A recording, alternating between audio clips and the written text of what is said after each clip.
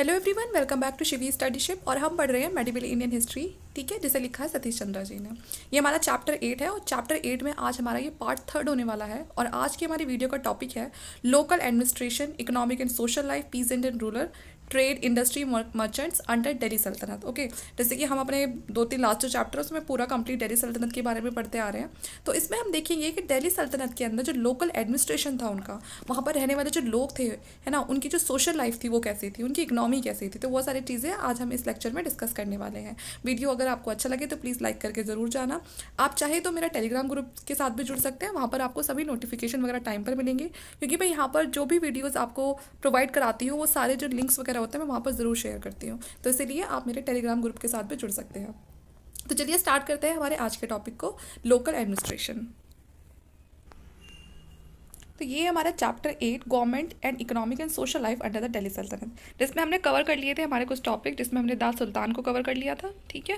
और next topic था हमारा सेंट्रल एडमिनिस्ट्रेशन, ये भी हमारा कवर हो चुका था। लिंक आपको नीचे डिस्क्रिप्शन बॉक्स में मिल जाएगा, वहाँ पर आप जाके मेरी सभी जो वीडियोज़ है वो देख सकते हैं, ठीक है। इसके साथ में आपको आर एस शर्मा की जो एशियन इंडियन हिस्ट्री है उसको भी पढ़ा चुकी हूँ, तो आप वो भी देखकर अपनी जो एशियन इंडियन हिस्ट्री है, ठीक है, उसको अच्छे से समझ सकते हैं। बुक बहुत ही इंपॉर्टेंट है वो भी, तो आप उसको भी ना छोड़ें, आप उसको भी ज़रूर पढ़ें। तो आज का हमारा टॉपिक स्टार्ट होगा यहाँ से, ठीक है, लोकल एडमिनिस्ट्रेशन। और वीडियो अगर आपको बिल्कुल भी थोड़ी बहुत भी काम की लगे तो प्लीज़ ज़रूर लाइक करना, ठीक है। चलिए स्टार्ट करते हैं अपने टॉपिक को। While the Turks conquered the country, they divided it into a number of tracts called एकता। ये एकता वर्ड हम बार बार पढ़ते आ रहे हैं, एकता, ठीक है। एकता होता क्या था, देखिए, जब जो तुर्क्स थे वो हमारी कंट्री में आ गए, वो इंडिया में आ गए, इंडिया को उन्होंने जीत लिया। उन्होंने अब इंडिया को, उस कंट्री को, मतलब इंडिया को कुछ पार्ट्स में डिवाइड कर दिया, ठीक है, नंबर ऑफ ट्रैक्ट्स में डिवाइड कर दिया। और उन नंबर ऑफ ट्रैक्ट्स को क्या नाम दिया, एकता नाम दिया। और ये एकता उन्होंने किसके बीच में बांट दी, जो तुर्किश नॉबल्स थे उनके बीच में बांट दी है, ठीक है। जो इस एकता को होल्ड करते थे, जिन ऑफिसर्स को बोला कि भाई ये एक एक एकता तुम्हारा, इनको बोलते थे मुक्तीस, ठीक है, और या फिर बोलते थे वालीज। ये जो ट्रैक्ट है ये बाद में चल के क्या बन गए, प्रोविंस बन गए और सूबास बन गए, ठीक है। बाद में चल के इन्हीं को हम सूबा या फिर प्रोविंस बोलने लगे। मोहम्मद तुगलक के टाइम पे ये कम से कम 24 प्रोविंस थी जो हमारी साउथ तक जाती थी, ठीक है, साउथ तक ये 24 प्रोविंस थी। एट फर्स्ट मुक्ति वर ऑलमोस्ट इंडिपेंडेंट। देखिए, शुरुआत में जो ये मुक्ति थी, ये एकता थे, ये इंडिपेंडेंट थे। And they were expected to maintain law and order in their tracts and collect the land revenue due to their government। और इनको ये जो एकतास तो बांट दिए जाते थे और फिर इनको अपने नॉबल्स को दे दिए। तो एक तरह से इंडिपेंडेंट थे, उन नॉबल्स को पूरी छूट दी हुई थी कि यहाँ से क्या करना है, आपको सबसे पहले तो उस वाले एरिया का जो लॉ और जो ऑर्डर है उसको मेंटेन करना है, वहाँ से लैंड रिवेन्यू कलेक्ट करना है, ठीक है, और वो क्या करना है, गवर्नमेंट को देना है। Out of the money they collected, they were expected to meet the salaries due to soldiers and keep the balance। मैंने आपको हमारे पुराने लेक्चर्स में ये बताया था कि जो पहले किंग होता था या सुल्तान या जो भी थे, जो तुर्क्स जब आए थे तो वो डायरेक्ट कंट्रोल नहीं करते थे, अपने अंडर एक नॉबल्स को बैठा दिया करते थे और नॉबल से बोलते थे कि आप यहाँ से लैंड रिवेन्यू जनरेट करो, अपनी खुद की छोटी छोटी आर्मी मेंटेन करो, और जब हमें ज़रूरत होगी तो आप उस आर्मी को हमें देना। तो यह नॉबल्स का काम क्या होता था, उस आर्मी को मेंटेन करना। अब मेंटेन करने के लिए तो उन आर्मी को सोल्जर्स को पैसे भी देने पड़ेंगे, भाई सैलरी तो देनी पड़ेगी। तो ये जो नॉबल्स थे जिनके पास एकता थी, तो ये इसी एकता में से लैंड रिवेन्यू जनरेट करते थे, कुछ गवर्नमेंट को देते थे, बाकी मोटी सैलरी अपने पास रखते थे और उसी में से ही अपने सोल्जर्स को सैलरी देते थे। तो इस तरह से उस समय का जो काम था वो चल रहा था। As the central government become stronger and gained experience. अब इस तरह से हुआ क्या, नॉबल्स के हाथ में सारी पावर है। अगर किंग को कभी ज़रूरत पड़ती है, सुल्तान को कभी ज़रूरत पड़ती है, पता चला नॉबल के साथ उसका कोई झगड़ा चल रहा है या नॉबल ने अपनी कोई पुरानी दुश्मनी निकाली हो, भेजी ही नहीं आर्मी, तो सुल्तान तो बिल्कुल हार जाएगा। तो यहाँ पर धीरे धीरे जो सुल्तान थे उनमें अकल आने लगी, है ना, कि अपनी खुद की आर्मी ही बनानी पड़ेगी, सारा कंट्रोल अपने हाथ में ही लेना पड़ेगा। तो इन्होंने क्या करा, अब जो सेंट्रल गवर्नमेंट थी, ठीक है, सुल्तान के अपने खुद के हाथ में आ गई। उसने एक सेंट्रल गवर्नमेंट की फॉर्मेशन करी और जिससे वो क्या हो गया, स्ट्रांग हो गया। उसके पास एक्सपीरियंस जो उसने गेन करा, उससे उसने इतना तो सीख लिया था कि सब चीज़ों को क्या करना पड़ेगा, मुझे अपने कंट्रोल में करना पड़ेगा। जो मैंने ये एकता, जिन्हें हम मुक्तीज भी बोलते हैं, जो मैंने नॉबल्स को दे रखी है, इनको मुझे डायरेक्ट कंट्रोल करना पड़ेगा, ठीक है, किसी के भरोसे नहीं छोड़ना पड़ेगा। It began to try to ascertain our actual income and to fix the salary of the soldier and the muktis in the cash। उसने क्या करा, उसने कहा कि सोल्जर्स को भी वो खुद से ही सैलरी देगा, ठीक है, एक सैलरी फिक्स कर देगा सोल्जर्स की, तो वो सोल्जर को खुद से सैलरी देगा पूरे साल की, ठीक है। और बाद में क्या करेगा, जो मुक्तीज है, जो वो उस पूरे एकता को जो कंट्रोल करने वाला जो ऑफिसर होता था, अब उसको भी क्या मिलेगी, उसको भी सैलरी मिलेगी कैश में उसकी, ठीक है। द मुक्तीज were now required to remit to the centre the balance of the income after meeting the expenditure, या फिर जो भी मुक्ति, जो भी इंसान उस एकता को हैंडल कर रहा है, उसको पूरा अकाउंट किसको दिखाना पड़ेगा, सुल्तान को दिखाना पड़ेगा या किंग को दिखाना पड़ेगा कि वहाँ से कितना रिवेन्यू जनरेट हुआ, कितना उसने अपने लिए रखा, कितना वो गवर्नमेंट को दे रहा, कितना वो सोल्जर्स पे खर्च कर रहा है। The auditing of the account, which took place after a couple of years, was often accompanied by harshness, including torture, imprisonment of the मुक्ति। और सुल्तान ने साफ साफ ये बोल दिया अगर किसी ने ज़रा सा भी हेर फेर करा, ठीक है, उस पैसे में ज़रा सा भी हेर फेर करा तो उसको टॉर्चर भी किया जाएगा, ठीक है, उसको निकाल भी सकते हैं, उसको जेल में भी डलवा सकते हैं। और ये चीज़ें these were relaxed by the Firoz Shah Tughlaq toward the end of सल्तनत। जैसे कि हमने देखा था फिरोज शाह तुगलक से पहले जो भी जो रूलर्स थे वो आते हैं पावर में, जैसे कि मोहम्मद बिन तुगलक, अलाउद्दीन खिलजी, वो उस चीज़ को लेके बहुत स्ट्रिक्ट थे। कोई अगर ज़रा सी भी कुछ हेरफेर करने की कोशिश करता था तो उसको बहुत ही हार्श पनिशमेंट वो दिया करते थे। लेकिन फिरोज शाह के टाइम पे ये जो पनिशमेंट की जो ये पॉलिसी थी ये थोड़ी थोड़ी स्लो हो गई थी, ठीक है। अब उतना हार्श पनिशमेंट नहीं मिलता था किसके टाइम पे, फिरोज शाह तुगलक के टाइम पे, क्योंकि इसका मानना ये था कि मुझे तो आराम से रूल करके जाना है, सबकी थोड़ी थोड़ी बात मानूंगा और आराम से रूल करूंगा। आगे देखते हैं। Below the province were the Sikh, below them the परागना, ठीक है। प्रोविंस के अंडर कौन आते थे, शिख्स आते थे, ठीक है। बिलो द प्रोविंसेस वर शिख्स, उन्हें शिख्स बोलते थे, ठीक है। और उस शिख्स के अंडर कौन आते थे, परांगना आते थे, ठीक है। We do not know much about the administration of these units, we are told that villages were grouped into units of 100 to 84, ठीक है। तो ज़्यादातर इस टाइम की जो एक एडमिनिस्ट्रेशन सिस्टम है यहाँ पर, उसकी बहुत ज़्यादा जानकारी हमारे पास नहीं है, लेकिन ऐसा बताया गया है कि जो विलेजर्स है वो ग्रुप में रहते थे, 100 यूनिट्स में या फिर 84 यूनिट्स में ऐसे रहते थे, और उसको बोलते थे चौरसी, ठीक है। और इसको बोलते थे, इस पूरे एक ग्रुप को बोलते थे परागना। क्या बोलते थे, परागना, जहाँ पर 100 से लेके 84 के बीच में जो लोग हैं वो रह रहे हैं ग्रुप में, ठीक है। और ये जो परागना था, इसको जो हेड करता था उसको बोलते थे अमील। क्या बोलते थे, अमील बोलते थे। The most important person in the village were the खुट, जो सबसे इंपॉर्टेंट पर्सन होता था किसी भी गांव में, कौन होगा, जो लैंड ऑनर है, जिसके अंडर सारी ज़मीन जा रही है, तो उस लैंड ऑनर को बोलते थे खुट, ठीक है। तो ध्यान रखना, जो परागना को हेड करता था उसको अमील बोलते थे, और जो उस समय लैंड ऑनर होता था उसको खुट बोलते थे, ठीक है। एंड मुकद्दम और हेडमैन, या फिर मुकद्दम और हेडमैन, हेडमैन को मुकद्दम बोलते थे, ठीक है। और ये जो हेडमैन का काम है ये भी कोई और नहीं बल्कि जो लैंड ऑनर्स होते हैं बड़े बड़े, जिनकी ज़मीन वगैरह होती है, ज़मींदार होते हैं, वही इस काम को किया करते थे, मुकद्दम वाले को। बाकी हमने कुछ जो विलेज अकाउंटेंट्स हमें मिले हैं, जो उस समय की कुछ इन्फॉर्मेशन मिली है, वहाँ एक पटवारी, ठीक है ना, पटवारी का भी बड़ा बताया है कि विलेज अकाउंटेंट एक पटवारी भी होता था। पटवारी तो आप लोग अभी भी जानते हो, बहुत इंपॉर्टेंट है, ठीक है, गाँव वगैरह में आपको बहुत सुनने के लिए मिलता है। We do not know how exactly the village was administered, हमें पूरी तरह से तो नहीं पता कि जो विलेज है उसको कैसे हैंडल किया जाता था, कैसे एडमिनिस्ट्रेट किया जाता था, है ना। In the initial stage, hardly any change was made in the working of the administration at the local level। अगर आप शुरुआत में देखेंगे जब तुर्क्स आए थे तो लोकल लेवल गवर्नमेंट में ज़्यादा चेंज देखने के लिए नहीं मिलता है, क्योंकि वही है, हर किसी को पहले तो अपने आप को स्टेबल करना होता है। जब कहीं नई जगह जा रहा है तो वो क्यों वहाँ के पुराने मुद्दों में अपना पैर घुसाएगा। Land revenue continue to collected in the same manner more or less by the same set of the people, जैसे पहले चलता आ रहा था लैंड रेवेन्यू कलेक्शन, वैसे ही अभी भी हो रहा था शुरुआत वाले दौर में। They must have been a major factor in the Turks establishing their authority in the countryside quickly, क्योंकि वो जो तुर्क्स थे वो ये चाहते थे जल्दी से जल्दी वो एक पकड़ बना ले अपनी कंट्री के अंदर, तो इसीलिए वो उसी पे ज़्यादा ध्यान दे रहे थे, बाकी चीज़ों पे ध्यान नहीं देते हैं। The changes we have mention begin from the time of Alauddin Khilji, जो आपको सबसे ज़्यादा जो चेंजेस दिखाई देंगे इन सब चीज़ों में वो दिखाई देंगे अलाउद्दीन खिलजी के वक्त से। जब अलाउद्दीन खिलजी का टाइम पीरियड स्टार्ट होगा तब आपको बहुत सारे जो चेंजेस है वो देखने के लिए मिलेंगे, ठीक है। और उसी टाइम पे बहुत सारे कॉन्फ्लिक्ट्स भी मिलते हैं देखने के लिए, पीजेंट रिबेलियन ये सब भी मिलते हैं। क्यों, क्योंकि उससे पहले लोग क्यों नहीं करते, जो पीजेंट है उससे पहले क्यों नहीं कर रहे थे। पहले का टाइम वो ऐसा था कि जो लोग थे वो एक जगह से दूसरी जगह भी बड़ी मुश्किल से जाते थे। बहुत से लोग तो अपने गाँव से बाहर ही नहीं निकल पाते थे, उनके लिए वही उनका गाँव, उनकी पूरी दुनिया होती थी।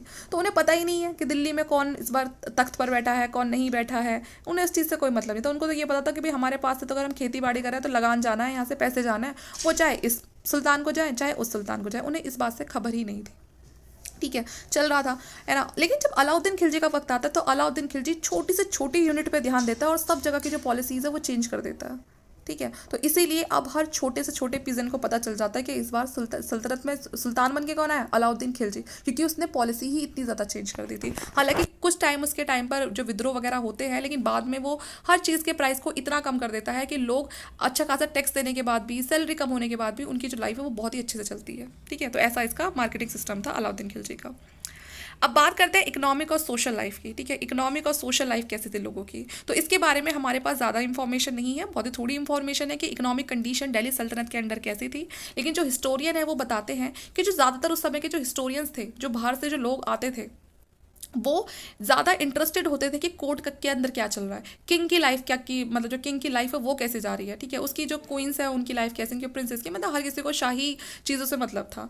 How ever they do sometime tell us prices of commodities. Ibn Battuta, a resident of Tangier in North Africa, visited India in the 14th century and lived at the court of Muhammad bin Tughlaq for 8 years।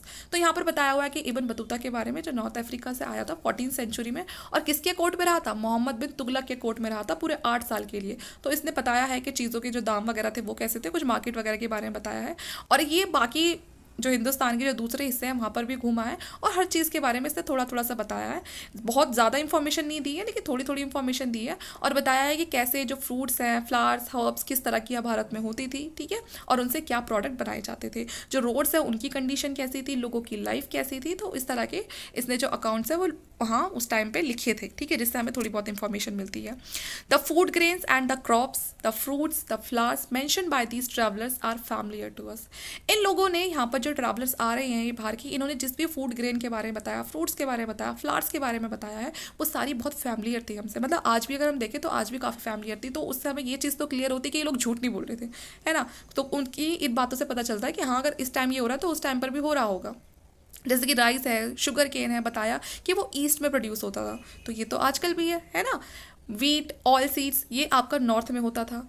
Ibn Battuta says that soil was so fertile. उसने, Ibn Battuta ने बताया कि जो soil थी वो बहुत ज़्यादा fertile थी, और ये मान लो एक साल में आप 2 क्रॉप्स उगा सकते थे, इतनी फर्टाइल थी।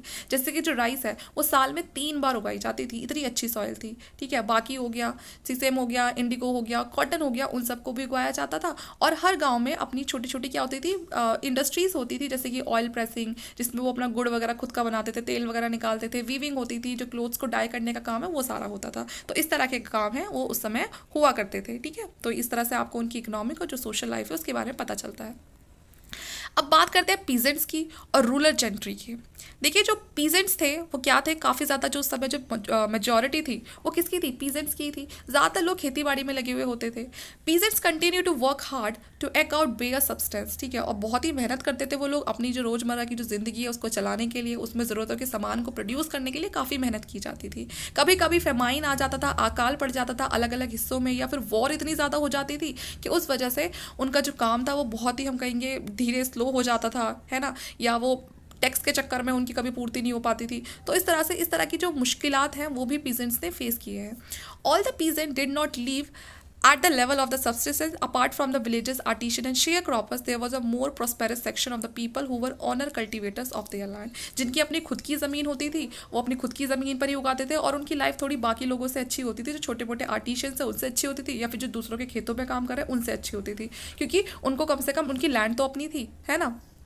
उनको उस लैंड पे वो जो भी उगा रहे हैं किसी को और को हिस्सा तो नहीं देना कि भाई वो लैंड भी उसकी है। They were considered the original settlers of the village. जिनके पास अपनी खुद की ज़मीन होती थी उनको ओरिजिनल सेटलर समझा जाता था, ये है इस गांव की अस्थि में, क्योंकि उनके पास इस गांव में ज़मीन भी है। And dominated the village panchayat, और उन्हीं की विलेज पंचायत में बहुत ज़्यादा चलती थी। जो विलेज हेडमैन है, मैंने आपको बताया, उनको क्या बोलते थे, मुकद्दम्स बोलते थे जो विलेज हेडमैन है। और जो स्मॉलर लैंडलॉर्ड्स होते थे उनको खुर्स बोलते हैं। जिनके पास बहुत ज़्यादा ज़मीनें हैं, हेडमैन है, उन्हें मुकद्दम, और जिनके पास थोड़ी कम ज़मीन है उन्हें खुर्स बोलते थे।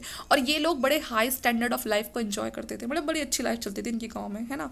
In addition to their own holding, they had land for which they paid revenue at the concessional rates, and sometimes they misused their offices to force the ordinary peasant to pay their share of land revenue also. ये अपनी जो ज़मीन है ना, जो सुल्तान इनको ज़मीन दे रहा है कि भाई इस ज़मीन पे से आप रिवेन्यू कलेक्ट करो और हमें तो इकट्ठा करके, इन ज़मीनों को ये अपनी समझ लिया करते थे, और इनसे दूसरों से काम करवाते थे, और उनसे दुगनी तिगना जो टैक्स है वो वसूला करते थे, ठीक है। इसलिए ये इतने अमीर हो जाते थे और बड़े अच्छे से बिना मेहनत करे एक अच्छी लाइफ जीते थे। ये लोग बहुत अमीर होते थे, इतने अमीर होते थे कि इनको ये भी नहीं पता था कि हम ये पैसा खर्च कहाँ करें। Okay, these people were prosperous enough to ride on costly अरबी इराकी हॉर्सेस। इनके पास इतने पैसे थे कि ये महंगी महंगी चीज़ें खरीदते थे अपने लिए, जैसे ये अरबी हॉर्स, इराकी हॉर्स, ये बहुत महंगे आते थे उस टाइम पे, ठीक है। बहुत ही अच्छे क्वालिटी के ये कपड़े पहनते थे, है ना। और ये अपने आप को कैसे बताते थे कि हम अपर क्लासेस के हैं, ठीक है। एक वो वाला जो एटीट्यूड है वो हमेशा मेंटेन रखते थे। As we have seen, Alauddin Khilji took stern action against them and curtailed many of them privilege. अभी तक तो जैसा चल रहा था। लेकिन जब अलाउद्दीन खिलजी का टाइम आता है और जब अलाउद्दीन खिलजी इन चीज़ों को देखता है, तो अलाउद्दीन खिलजी तो हमेशा से यही चाहता था कि भाई सबसे ऊपर जो है वो अलाउद्दीन खिलजी रहे, बाकी सब उसके कंट्रोल में रहे। और इन लोगों को देख के क्या लग रहा है, ये तो आउट ऑफ कंट्रोल हो रहे हैं। तो अलाउद्दीन खिलजी ने क्या करा, सबसे पहले इन्हीं के जो प्रिविलेजेस हैं इनको कट कर दिया कि ठीक है, अब तक जितनी मौज करनी थी कर ली, अब नहीं करोगे। Even then they continue to enjoy a standard of life higher than of the ordinary peasant. भले ही इनके जो ऐशो आराम थे वो अलाउद्दीन खिलजी ने काफ़ी कम कर दिए थे, लेकिन अभी भी इनका जो स्टैंडर्ड ऑफ लाइफ था वो पीजेंट के मुकाबले बहुत ही बढ़िया था। ठीक है, अब आप खुद सोच सकते हैं जो ऑर्डिनरी पीजेंट है उसकी लाइफ कैसी होगी, और इनकी सब कुछ अगर जो प्रिविलेज है वो अगर आपने रोक भी दिया उसके बाद भी इनकी लाइफ बहुत अच्छी है। It seems that after the death of Alauddin they were able to resume their own way. और जैसे अलाउद्दीन खिलजी की डेथ होती है, ये जो लोग थे जिनकी पावर अभी थोड़ी छिन सी गई थी या कम हो गई थी, वापस से अपनी जो पावर है उसको रिगेन कर लेते हैं। A section which enjoyed a high standard of life were the Hindus. इसमें ज़्यादातर जो लोग थे जिनके हाई स्टैंडर्ड ऑफ लाइफ के बारे में बताया गया है, ये ज़्यादातर हिंदू थे, है ना। इन हिंदू रईस बोलते थे या फिर ऑटोनॉमस राजा बोलते थे। ओके, और इनकी अपनी खूब बड़ी बड़ी इनकी ज़मीनें होती थी। और ये जो हिंदू रईस हैं ये ज़्यादातर किसके कोर्ट में देखने को मिले हैं, ये बलबन के कोर्ट में बहुत ज़्यादा मिले हैं। There is a little doubt that these Hindu rais continue to be powerful even in the area under the direct control of the Sultan of Delhi। ठीक है, आगे देखते हैं ट्रेड, इंडस्ट्री और मर्चेंट्स के बारे में।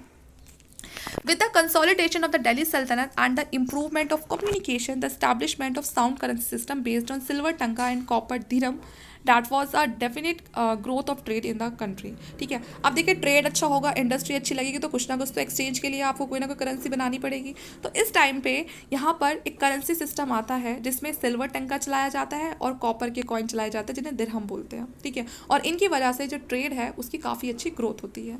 There was marked by the growth of towns and town life. अब जब ग्रोथ अच्छी होगी ट्रेड की तो क्या होगा, टाउन्स की ग्रोथ अच्छी होगी, शहर बसेंगे, वहीं पर जाके तो लोग क्या करते हैं, अपने सामान को बेचते खरीदते हैं। ठीक है, इब्न बतूता ने बताया कि दिल्ली एक लार्जेस्ट सिटी थी उस टाइम की, eastern part of Islamic world में। अगर पूरे इस्लामिक वर्ल्ड में देखें, ठीक है, पूरा इस्लामिक वर्ल्ड है, तो ईस्टर्न साइड पे दिल्ली सबसे बड़ी सिटी थी। ठीक है, एंड ही सेज दौलताबाद, जिसे देवगिरी भी बोलते हैं, इक्वल दिल्ली इन साइज। और जो साउथ में अगर हम दौलताबाद को देखें तो वो भी उतनी ही बड़ी थी जितनी कि दिल्ली बड़ी थी। जब तो जो मोहम्मद बिन तुगलक था उसने क्या किया था, उसने अपनी जो सेकंड कैपिटल है वो दौलताबाद में शिफ्ट करी थी। हालांकि वो ज़्यादा टाइम तक वहाँ टिक नहीं पाया और वो वापस दिल्ली आ गया, लेकिन उसने दौलताबाद को इसीलिए बनाया था क्योंकि वो भी काफ़ी बड़ी थी। An index of the growth of trade between the north and the south and the other important cities of the time, वो कौन कौन सी थी, जैसे कि लाहौर हो गया आपका, लाहौर भी बहुत अच्छी सिटी थी। ठीक है, मुल्तान हो गया आपका नॉर्थ वेस्ट में, कारा, लखनौती, ठीक है, अनिलवाड़ा, कैम्बे, तो ये सारी सिटीज़ हैं, ठीक है, जो उस समय बहुत ज़्यादा इंपॉर्टेंट थी। A modern historian says that on the whole the सल्तनत present the picture of flourishing urban economy. इस टाइम पे जो मॉडर्न हिस्टोरियन बताते हैं कि जो सल्तनत है वो एक बहुत ही फ्लरिशिंग अर्बन इकोनॉमी को दिखाती है। ठीक है, and such an economy must have necessitated commerce on a large scale. काफ़ी अच्छी यहाँ पर जो ट्रेड की मतलब जो व्यवस्था थी, ठीक है, वो काफ़ी अच्छी थी। Bengal and the towns in Gujarat were famous for their fine quality fabric. जो बंगाल था और जो गुजरात था वो अपने फाइन क्वालिटी फैब्रिक के लिए, ठीक है, वो बहुत ज़्यादा फेमस था। जो यहाँ पर क्लोथ की जो फाइन क्वालिटी थी वो यहाँ पर प्रोड्यूस की जाती थी, और जो इसके आसपास जो टाउन है यहाँ पर उसी के चलते फिर वो सब टाउन्स वगैरह की भी यहाँ पर फॉर्मेशन होती, इस्टेब्लिशमेंट होती है। Cambay in Gujarat was famous for textile. जो गुजरात में जो कैम्बे है वो भी टेक्सटाइल के लिए फेमस था, गोल्ड के लिए फेमस था और सिल्वर वर्क के लिए फेमस था।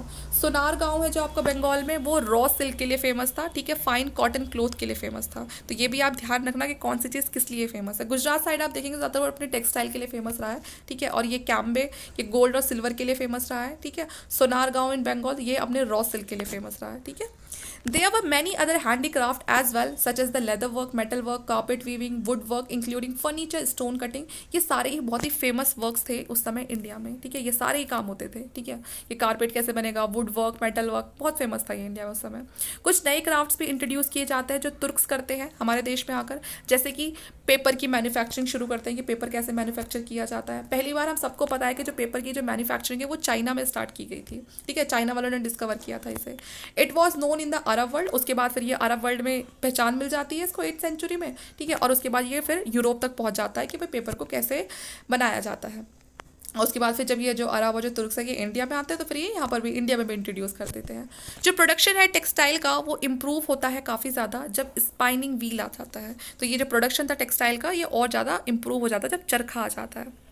Cotton could be clean faster and better by the wider use of cotton cadres बो, ठीक है। तो ये जो कॉटन कार्डर्स बो है, जब ये आ जाता है तो कॉटन को क्लीन करना और भी ज़्यादा ईजी हो जाता है, ठीक है। But there is little doubt that the most important was the skill of the Indian craftsman. Indian textile has already establish their position in trade to countries on the Red Sea and the Persian Gulf. जो India के जो craftsman थे, ठीक है, जो India का textile था, वो अपनी पकड़ ना केवल सिर्फ भारत में बल्कि भारत से बाहर रेड सी, पर्शियन गल्फ, जिसके होते हुए यूरोप तक ट्रेड होता था, यहाँ पर अपनी जो पहचान था वो बहुत ही, मतलब अपनी जो पकड़ है वो बहुत मजबूत बना चुका था इन सब इलाकों में। मतलब इंडिया का नाम था कि हाँ, इंडिया में ये चीज़ें, टेक्सटाइल वगैरह बहुत अच्छा है, ठीक है।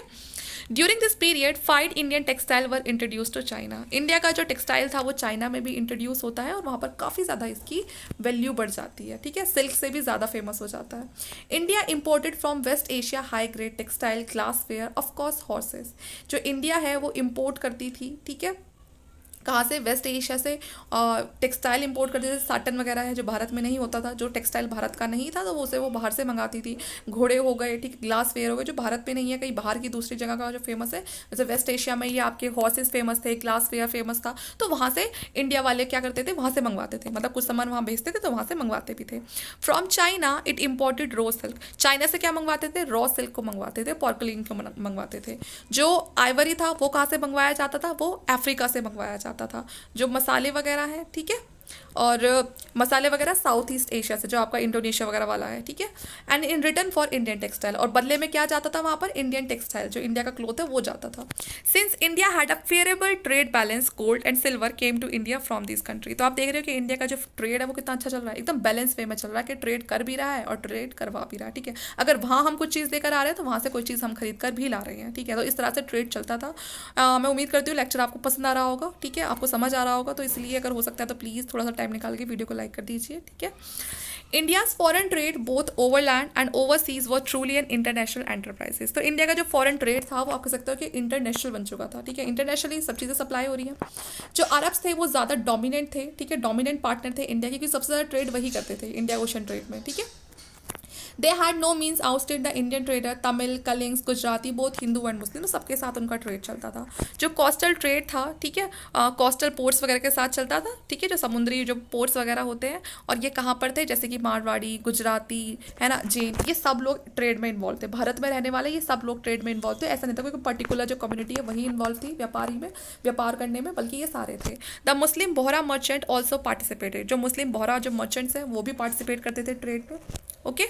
The overland trade with Central and West Asia was in the hand of Multanis. अगर हम बात करें कि ये देखिए ये इंडिया है, ठीक है, और ऊपर ये सेंट्रल एशिया, वेस्ट एशिया, ये पूरा पार्ट है। तो यहाँ पर जो नॉर्थ वेस्ट में कौन सा सिटी थी यहाँ पर इंपॉर्टेंट, मुल्तान। तो मुल्तान का कॉन्ट्रैक्ट रहता था ज़्यादा किससे, इनसे, जो ये वेस्टर्न एशिया में जो सिटी है, सेंट्रल एशिया में जो सिटी है, तो वहाँ पर जो मुल्तान था, है ना, वो ज़्यादा ट्रेड करता था इनसे, ठीक है। But included Muslim were Khurasanis, Afghanis, Irani and many of this merchant had settle down in Delhi, ठीक है। और बहुत सारे जो मर्चेंट्स थे वो दिल्ली में भी सेटल रहे हैं, ठीक है, कुछ यहाँ मुल्तान में है तो फिर दिल्ली में भी सेटल रहे हैं। जो गुजराती थे, मारवाड़ी मर्चेंट्स थे, ये बहुत ज़्यादा अमीर हुआ करते थे, बहुत वेल्दी हुआ करते थे, ठीक है। और पर्टिकुलरली जो जैन थे उनके पास भी बहुत सारा पैसा होता था, बल्कि इतना ज़्यादा पैसा होता था कि इन्होंने क्या सोचा, हम कैसे खर्च करें इनको, इतना ज़्यादा पैसा हो गया था इनके पास, इसलिए इन्होंने क्या शुरू कर दिया, इन्होंने मंदिर बनवाने शुरू कर दिए।